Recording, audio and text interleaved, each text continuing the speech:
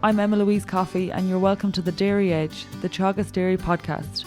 We're bringing you the latest information, insights and opinion to improve dairy farm performance. With grass growth almost doubling on farms in the last week, I caught up with John Maher to get his tips and advice. And first, John gives a picture of the current grassland situation across the country. The grassland situation on farms across the country is actually very, very good. We have increased growth rates in the last week or so. And we know from the pasture-based Ireland data that the average cover on farms is close to 800. So there is a lot of grass there. Growth is very good. Ground conditions are excellent. So from a grazing point of view, things are ideal. I suppose there are challenges there though, because the growth is taking off now. You have people also trying to finish the first round of grazing, and there are challenges around getting all that ground covered. In some instances though, it would probably make sense to, skip some of the last round paddocks, if that makes sense, and start the second rotation on time. And going into that, John, and looking at the specific farm situations, and like we see that there are some farms that achieved a low percentage grazed in February and were behind target, and I suppose this was a result of heavy rainfall, and they're in that situation now where they have a lot of grass left and a lot of ground left in their first round. I suppose, what is your advice for them, and what's the key things that they should look at to make a decision in terms of whether they should skip paddocks or they should continue grazing first round grass? Yeah, that's the challenge, and you hit the nail on the head. What we need to do is look at three things, which are the cover of the first grazed paddocks that were grazed earlier on, and see where they are at. I'll come back to that in a sec. The second point is to look at what you're growing and what your demand is, and all indications are that growth is going to exceed demand for most farms. And the third thing then is for those who do a good job of measurement, is to walk the farm and measure the average farm cover. Irrespective of whatever happens, the more you walk the farm, the better decisions you will make. And the more you look at and examine the farm in terms of grass supply, particularly the first grazed paddocks, the first 3 or 4 of them, or fields, if they're indicating to you that they're ready to graze, then you have to heed that and basically start the second round, even though you may not have the first round finished. There are other indicators you can use. Pasture-based put up the growth rates for each province and for the country nationally. They project them for the week, they give them for the previous week, and we know that they're about to take off, and it probably will be well above average. So really, people have to, face the music here and face the fact that growth of grass is going to increase substantially in the week ahead, and has increased substantially in the week previously. And those indicators will tell you then that grass ahead of you is starting to take off. So therefore you must heed it and move into those paddocks that are ready for grazing, even though you may not have the first round finished. When you say ready for grazing, John, and you talk about a particular cover on those first paddocks, what sort of cover are you looking for? Yeah, look, it varies, but for many, that's somewhere around 1,200-1,300. I'll accept circumstances where stocking rate high might be 1,400, but when the cover is in that 1,200 to 1,400 bracket, you really have to be moving in and start the second round on the first 3 or 4 paddocks, not just the first one, the first 3 or 4. For some, because the way the spring came, they'll have a lot of paddocks at the same level, and you touched on this, Emma-Louise. So you might have a lot of paddocks at 1,100, and you should also start, because by the time you get to the last one of those, they'll already be 1,400 or 1,500. So when the cover's at that level, right, then we have to move. For those who use the plate meter, like you're talking somewhere around 8-9 centimeters, you're really going to have to start back when the grass reaches that height. You have choices then for the paddocks you skip. Where there's excess grass in the farm. To me, you have 3 choices. I suppose, realistically speaking, some people will be worried that they don't have enough ground under them and bale those immediately and turn them into silage. Some will divert them to silage for early May, which has its advantages, because if you let the grass, if you top it up with fertilizer and let it grow for the next 20-30 days and bring you to early May, you will take out a lot of the grass that will have been deemed to go to seed head production anyway, and that has its advantage. And some are diverting those first round paddocks that are skipping towards main crop silage at the end of May. So you have 3 choices. You can do it now, you can do it early May, or you can do it, or you can take them out as silage then for main crop at the end of May. But the most important thing here is that you walk the farm and that a decision is made. It's going to be very difficult with the current growth rate predictions to get control of grass unless you start the second round on time. And I can't stress that enough. And realistically, your farm cover needs to be around the 600 mark as a guide for most, right there, thereabouts. And if you're well above that, which pasture-based figures indicate currently, then action has to be taken to start the second round in time and skip some of these first round paddocks that are probably, awkward to get to, probably at the other end of the farm, right? Realistically have a very high cover in them, probably over 2,000, will be difficult to graze anyway. So it makes sense to divert those to either short-term or long-term silage. And looking at the options in terms of taking out ground in the form of silage, is there a preferred option? Like you've given us 3, bale now, take out and bale in early May, or put into the pit.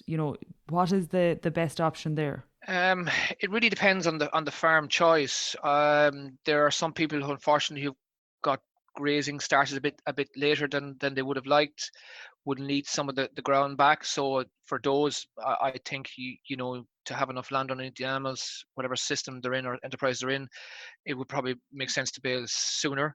For those who could and want high quality grass at the end of May and have that coming back to them during the silage period, baling in the first week of May has a lot to offer, because you will take out not all of the seed head that will come, but a lot of it by baling then.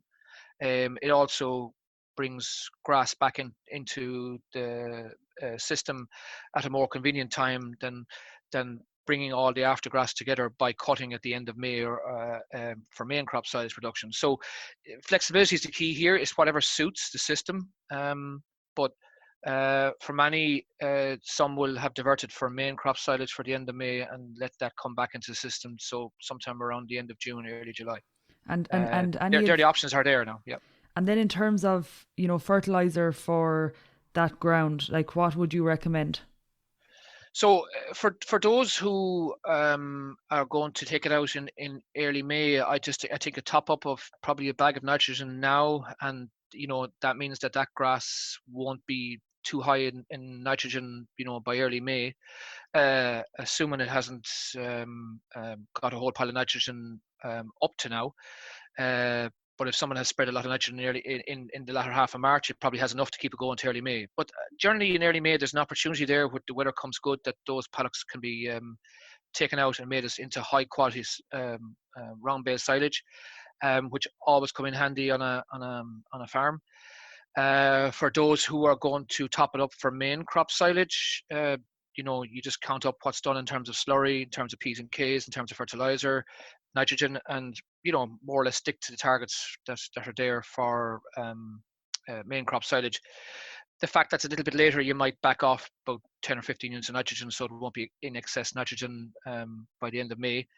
And for those who are going to act now, just basically take it out, the silage, that excess grass of silage now, and you can give it its normal fertilizer regime in April.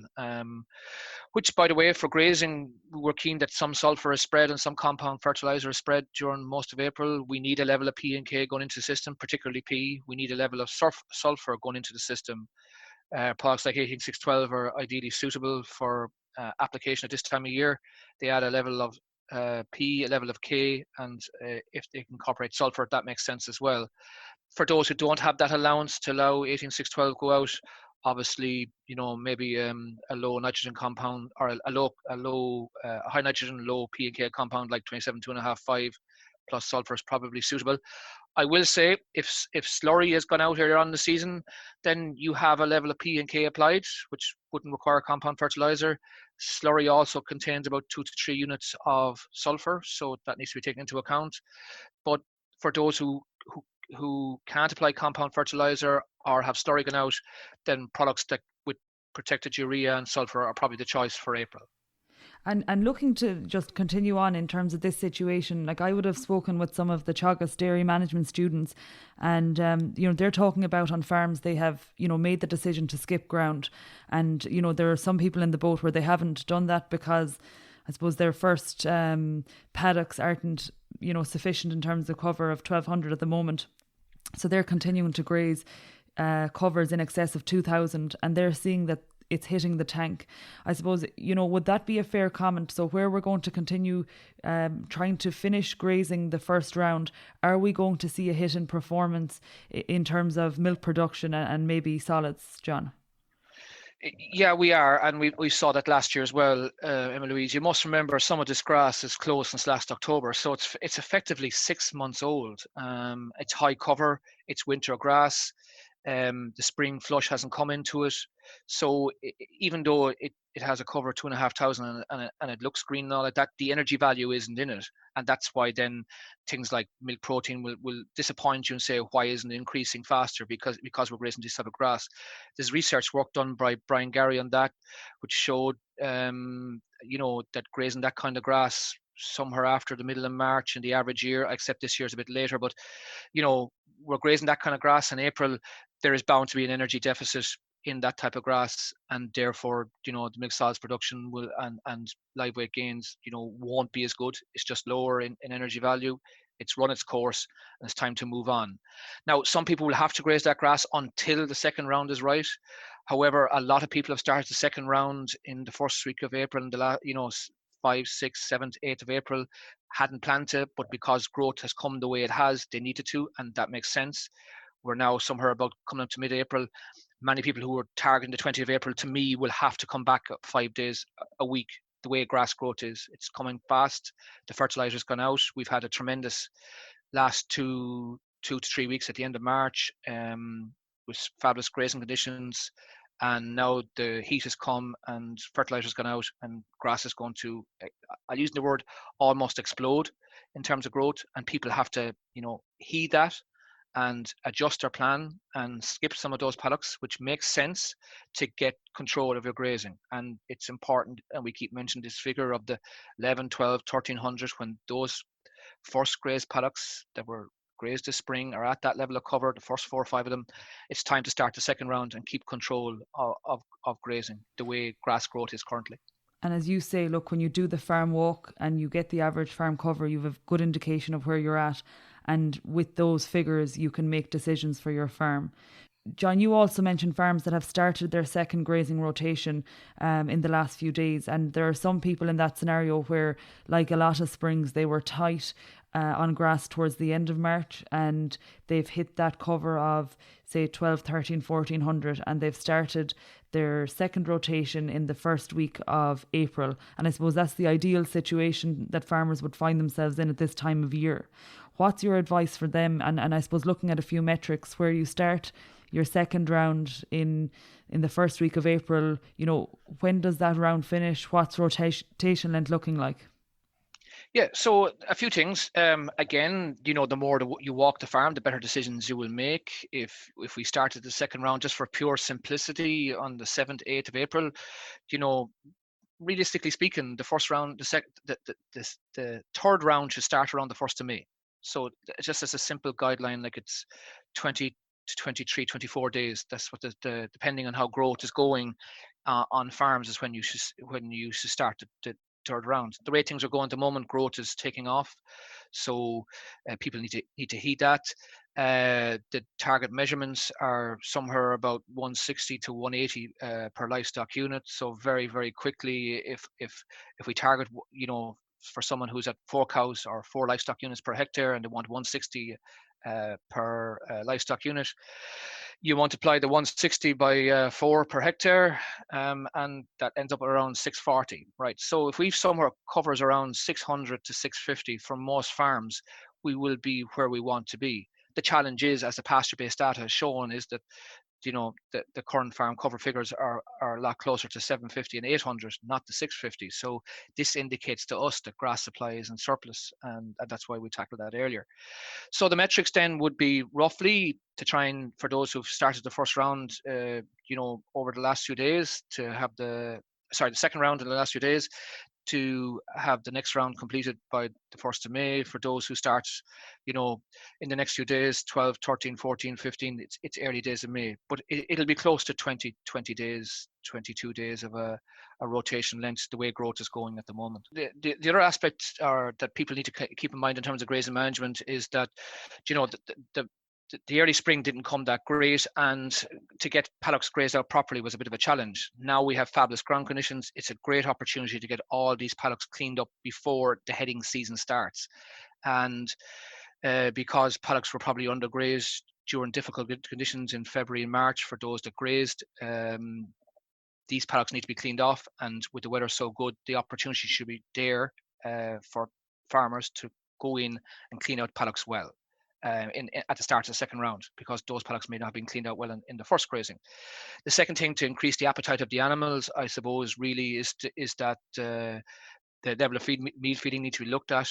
There are some people who are feeding probably too much ration given the way the grass growth is, and people need to take that into account when they order the ration and keep a close eye, obviously, on the CalMag content. But like, feeding lots of ration with excess grass on the farm doesn't make a whole pile of sense when we have lots of grass there and super grazing conditions. And I suppose the third thing is that people have been using strip wires to graze high covers of grass in the first round. We're now in the second round. We're grazing covers 12, 13, 14, 1500. We can move to 36-hour grazing. I think that's an important point to make as well. So then, looking to fertiliser, I know you've talked about fertiliser for that particular silage ground, but looking at fertiliser for, say, the grazing ground, you mentioned compounds such as sulphur and phosphorus being important. What is the situation on farms in terms of the level of fertiliser that has been spread to date? And, have we caught up based on some farms not getting out earlier in the year? Yeah, in fairness, we look at the people who are involved in the grass courses with the Grass 10 team. Most people now are on target with fertiliser. I accept that the spring has been challenging and fertiliser has been delayed, but most have caught up. They are looking at spreading compound fertiliser where slurry hasn't gone out, to incorporate the P and sulphur in particular. So that we know, it's clear for everybody, if you want to grow 14 tons of grass for the year, that requires the order of 15 to 20 units of P. That's what 14 tons of grass requires. It also requires about 20 units of sulphur. So this is the time to get P out, this is the time to get sulphur out, and to use a compound fertilizer that's appropriate for your farm and appropriate for the allowances on the farm. In terms of nitrogen, then, the target is, roughly speaking, to have, for most farms, not all, but who are intensively grazing, want to grow that 14 tons of grass, and who are reasonably dry, is somewhere around 90 to 100 units out by the 1st of May. I accept that on the heavy land farms, things are a different story and are behind, and those targets are not as appropriate.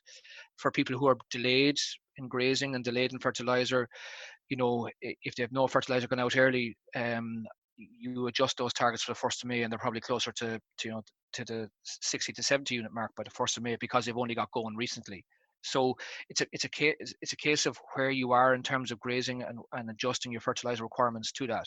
However, I can't stress enough that compound fertilizer is probably a key for the month of April. And going forward then, John, looking into May, June, July, into mid-season, what is the recommendation for, I suppose, the amount of fertilizer we're spreading and the product we're using? Yeah, look, I suppose two things. The choice products would be protected urea, giving our challenges around greenhouse gas emissions and ammonia emissions, and our environmental sustainability. Probably with some sulphur in it. We need to have the order of 15-20 units of sulphur out by the middle of June. So people to keep that in mind. In terms of fertilizer application, for those who are going to grow, and want to grow that 13, 14 tons of grass or more, the simple guide is about a unit of nitrogen a day, right? So if we're on a 20-day round, you're talking about 20 units. We know that where lime, P's and K's are adequate and the sulphur is spread, we know that 200 units of nitrogen for the year per acre will grow 14 tons of grass. So, there's a temptation to spreading more nitrogen. It's not required, provided we have, our soil fertility status is fairly good, and provided that we have the nitrogen targets met thereabouts for the 1st of May, there is going to be some nitrogen carried from the April period into the May period, and from the May period into June period. That's normal. That's what happens. So the unit of nitrogen a day is as good a guide as any for people to meet. And finally, John, I suppose before the current circumstances hit in terms of COVID-19, there was a plan to host some Grass 10 events across the country this month. I suppose that's not happening for obvious reasons, but I suppose what are you doing to replace those events? Yeah, so obviously we have a number of grass courses going around the country. We continue to run those by phone. Sometimes it's a conference call, sometimes an individual call. We'll continue to do that. In terms of our Grassland Farmer of the Year events, we've modified our plan. Those events couldn't take place. So Paddy O'Brien, who's the heavy soils winner or heavy land category winner, held his social media open day last week. And this week, Brian Daniels is the overall winner of the Grassland Farmer of the Year 2019 and the Sustainability Award winner in the same competition. And his social media open day is on this Wednesday, the 15th of April. So people, once they follow social media, Instagram, Twitter, Facebook, can join in on that conversation for the day. Basically, Brian's going to take over the Teagasc social media platform, and people can follow that on at Teagasc Grass 10 as the tagline for the day. But once you see all the adverts that come out, and people can follow that for the day, and just to get Brian's experiences of his spring, how he incorporates sustainability into his farm, and how he grows the level of grass he's achieved on the farm as well. And actually I caught up with some of Paddy's information last week, and I thought it was very useful. Like, he had a mix of reports, he had some videos, some pictures, and also he did some Q&A with some of the followers of the Teagasc Grass 10 page.